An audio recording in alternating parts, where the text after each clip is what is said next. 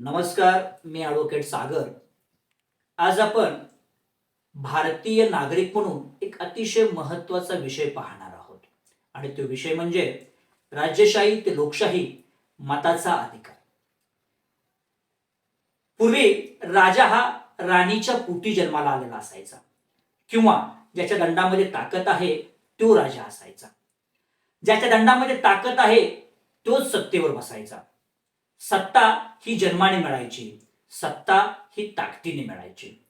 पण जनतेच्या इच्छेने सत्ता कधीच निर्माण झाली नाही आणि ही जी व्यवस्था आहे ही डॉक्टर बाबासाहेब आंबेडकरांनी पूर्णपणे बदलली. भारतीय संविधानाने या देशाला एक नवा आणि क्रांतिकारी विचार दिला आणि तो विचार म्हणजे लोकशाहीचा विचार. भारतीय संविधान अनुच्छेद 326 नुसार जो आपल्याला मिळालेला मताचा अधिकार आहे त्या अधिकारातून आता राजा जन्माला येत नाही, तर लोकप्रतिनिधी निवडला जातो. राज्यशाही संविधानाने संपवली आणि भारतात लोकशाही निर्माण केली. मतदान ही एक साधी प्रक्रिया नाही, तर ती लोकशाहीचा पाया आहे.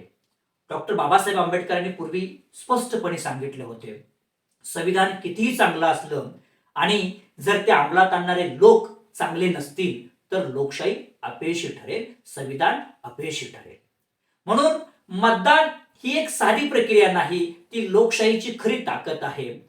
आणि म्हणून मत देताना कुणाच्या दबावाखाली, दारूच्या टाकासाठी, मटणाच्या फोडासाठी किंवा छोट्या मोठ्या आमिषाला बळी पडून देऊ नका, तर विचार करून मतदान करा. आज तुम्ही दिलेलं मत हे उद्याचं भारत ठरवणार आहे. सशक्त मतदारातूनच सशक्त भारत निर्माण होणार आहे. जय हिंद, जय भारत.